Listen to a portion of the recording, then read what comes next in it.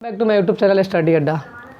मैंने आपको light chapter के बारे में फर्स्ट वीडियो में एग्जैक्ट डेफिनेशन दिया था। सेकेंड वीडियो में मैंने बताया था कि प्रॉपर्टी ऑफ लाइट यानी कि उसके क्या गुण हैं। फिर देखा था characteristics of light, characteristics of plane mirror यानी कैरेक्टरिस्टिक्स ऑफ प्लेन मिरर देखा था थर्ड वीडियो में। आज का जो टॉपिक होने वाला है वो प्लेन मिरर से रिलेटेड है, लेकिन वो जो टॉपिक था यानी पिछले क्लास में जो मैंने टॉपिक दिया था वो था प्लेन मिरर का थ्योरी पोर्शन। आज का जो टॉपिक होने वाला है वो प्लेन मिरर का न्यूमेरिकल पोर्शन होने वाला है, यानी क्वेश्चन वाले क्वेश्चन होंगे। ठीक है, यानी अब थ्योरी वाले नहीं होंगे, लिखने वाले क्वेश्चन नहीं होंगे, सिर्फ न्यूमेरिकल होगा। यानी क्वेश्चन दिया जाएगा और उसका आपको आंसर पूछेगा। ठीक है, क्वेश्चन आपको इस टाइप का रहेगा। क्वेश्चन रहेगा when two plane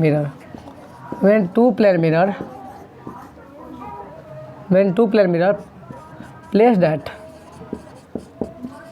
30 degree angle, then how many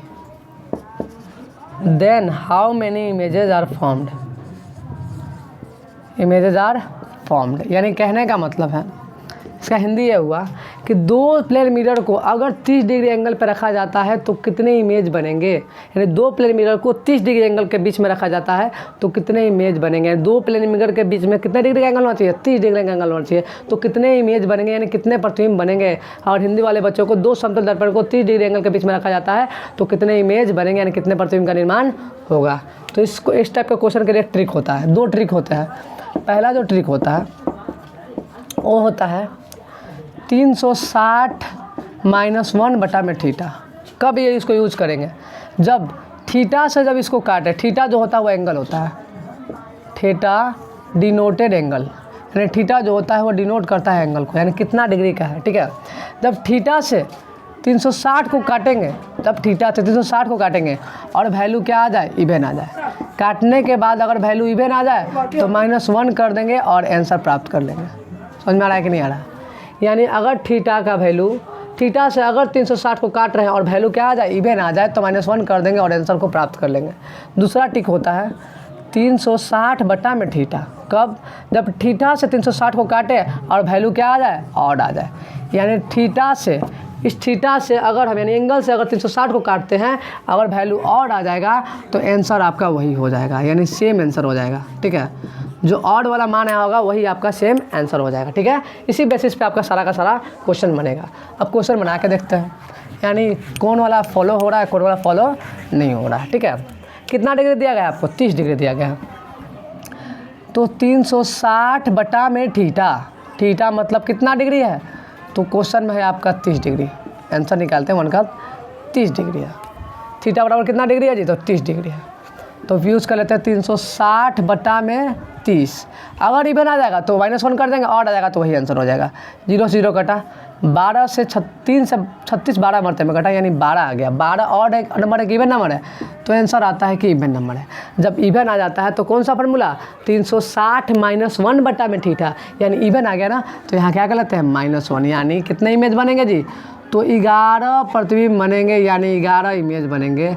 जब दो प्लेन मिरर को 30 डिग्री एंगल के बीच में रखते हैं तो टोटल 11 इमेज बनते हैं। कितने इमेज बनते हैं जी, टोटल 11 इमेज बनते हैं।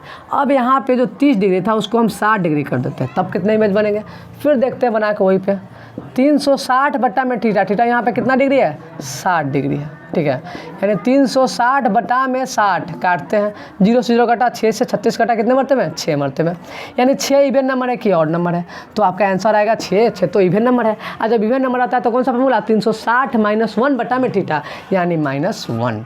तो कितना, 6 - 1 यानी कितने, 5 इमेज। समझ में आ रहा है कि नहीं आ रहा है, सारे बच्चों को समझ में आ रहा है ना। जब दो प्लेन मिरर को 60 डिग्री एंगल के बीच में रखा जाता है तो टोटल 5 इमेज बनते हैं। क्लियर है ना, जब दो प्लेन मिरर को 60 डिग्री एंगल के बीच में रखा जाता है टोटल कितने इमेज बनते हैं, 5 इमेज बनते हैं। अगर एंगल को 90 कर दिया जाए तब कितने बनेंगे, तो फिर वही फार्मूला यूज़ करेंगे। यानी 2 क्लियर हुआ, फिर एक और लगाते हैं। ये बना आपका है 30 डिग्री एंगल पे, ये बना है आपका 60 डिग्री एंगल पे। हम 90 वाला बना के देते हैं। 360 बटा में थीटा, थीटा जहाँ पे क्या है, 90 डिग्री है, यानी 360 बटा में 90 काटते हैं, 0 0, 9 से 36 काटे 4 मर में, यानी 4 इवन है कि ऑड है, तो इवन है। इवन रहता है तो 360 -1 बटा में थीटा, यानी 4 - 1 कितने 3, यानी 90 डिग्री पे, यानी 90 डिग्री पे कितने इमेज बनेंगे जी? तो आपके बनेंगे 3 इमेज। अभी क्लियर हो रहा है कि नहीं हो रहा है सारे बच्चों का? समझ में आ रहा है कि नहीं आ रहा है? 3 अभी देखें, यानी 30 डिग्री पे 2 प्लेन मिरर को अगर 30 डिग्री पे रखते हैं तो 11 इमेज बनते हैं, 60 डिग्री पे रखते हैं तो 5 इमेज बनते हैं, 90 डिग्री पे रखते हैं तो आपको 3 इमेज बनते हैं। अब मान के चलिए 120 डिग्री पे रख लेते हैं, तब कितने इमेज बनते हैं? फिर फार्मूला यूज़ करते हैं 360 बटा में 120, यानी थीटा, जहाँ पे थीटा कितना है 120, 0 से 0 कटा 12 36। अब क्या आ गया? ऑड आ गया। और याद कीजिए जब वैल्यू अगर ऑड आ जाए तो सिर्फ वही वाला फार्मूला यूज़ करते हैं 360 बटा में थीटा, और वही आपका आंसर, यानी कितना इमेज? तो 120 डिग्री पे मात्र कितने इमेज बने? 3 इमेज बने। क्लियर हुआ कि नहीं हुआ? समझ में आ रहा है ना? अगर वैल्यू थीटा के काटने पे, थीटा से अगर 360 को काटने पे अगर वैल्यू इवन आ जाता है तो -1 वाला फार्मूला यूज़ करेंगे। अगर थीटा से 360 को काटेंगे अगर ऑड आ जाता है तो वही आपका आंसर हो जाएगा, यानी उतना ही इमेज बनेंगे। अब हम देख लिए कि 30 में इतना, 60 में इतना, 90 में इतना, 120 में इतना। अब क्वेश्चन देखिए किस टाइप का रहेगा।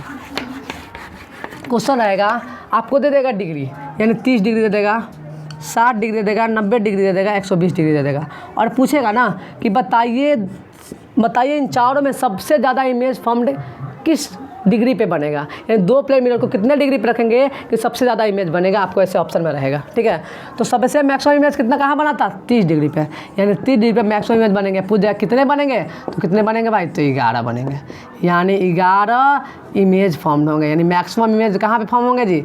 तो आपके फॉर्म होंगे 30 डिग्री एंगल पे। समझ में आ रहा है कि नहीं आ रहा है? यानी 30 डिग्री एंगल पे सबसे ज़्यादा मैक्सिमम इमेज फॉर्म होंगे। फिर पूछ जाएगा कि मिनिमम इमेज कहाँ फॉर्म होंगे, तो देखिए 90 और 120, 90 और 120 में मिनिमम इमेज फॉर्म होंगे, यानी कम से कम कितने मिनिमम इमेज फॉर्म कहाँ होंगे? तो आपको होंगे जब 2 प्लेन मिरर को 90 डिग्री के एंगल के बीच में तथा 120 डिग्री के एंगल के बीच में रखते हैं, तब कितने इमेज फॉर्म होते हैं? 3 इमेज फॉर्म होंगे। समझ में आ रहा है कि नहीं आ रहा है?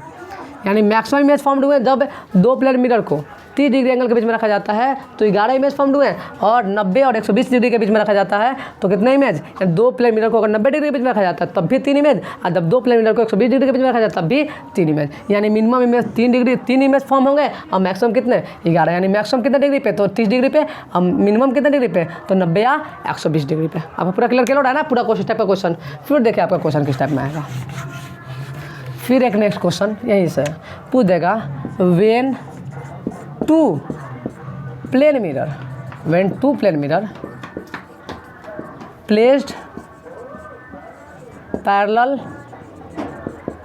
then how many images formed? समझ में आ रहा है कि नहीं आ रहा है? Images formed. जब दो समतल दर्पण को पैरेलल रख दिया जाता है तो कितने इमेज बनेंगे? जब 2 समतल दर्पण को हम पैरेलल रख देंगे तो इमेज कितने बनेंगे, यही क्वेश्चन पूछ रहा है। तो आपको बता दें कि जब 2 प्लेन मिरर को सामने रखते हैं ना, जब पैरेलल रखते हैं तो इमेज जो बनते हैं वो इन्फिनिटी इमेज बनते हैं, इनफाइनाइट इमेज बनते हैं। कितने इमेज बनते हैं जी? Infinite image are formed. यानी कितने बनेंगे बता नहीं सकते, बहुत सारी इमेज बने, क्योंकि यहाँ टकराएगा, यहाँ टकराया, यहाँ टकराया, यहाँ टकराया, यहाँ टकराया। आप गए होंगे, देखिए 2 समतल यानी जहाँ बाल कटवाने गए होंगे सैलून में, सामने एक आईना रख दिया होगा, पीछे लगा दिया, देखेंगे अब कितना मेरा प्रतिबिंब बना हुआ है आईना में, आगे भी बना हुआ है, पीछे भी बना हुआ है। क्यों? क्योंकि दोनों मिरर को कहाँ रखा गया है? पैरेलल रखा गया है। और जब 2 प्लेन मिरर को जब पैरेलल रखा जाता है तो इनफाइनाइट इमेज बनते हैं, यानी कि बहुत ज़्यादा इमेज बनते हैं, आप गिन नहीं सकते कितने इमेज बनेंगे। जब 2 प्लेन मिरर को पैरेलल रखा जाता है तो इनफाइनाइट इमेज फॉर्म होंगे, यानी बहुत ज़्यादा इमेज फॉर्म होंगे। ठीक है, बाकी का वीडियो नेक्स्ट क्लास में दिया जाएगा। यानी न्यूमेरिकल का सारा लगभग इस प्लेन मिरर से जितने भी न्यूमेरिकल आएंगे वो सारे टॉपिक क्लियर हो चुके हैं।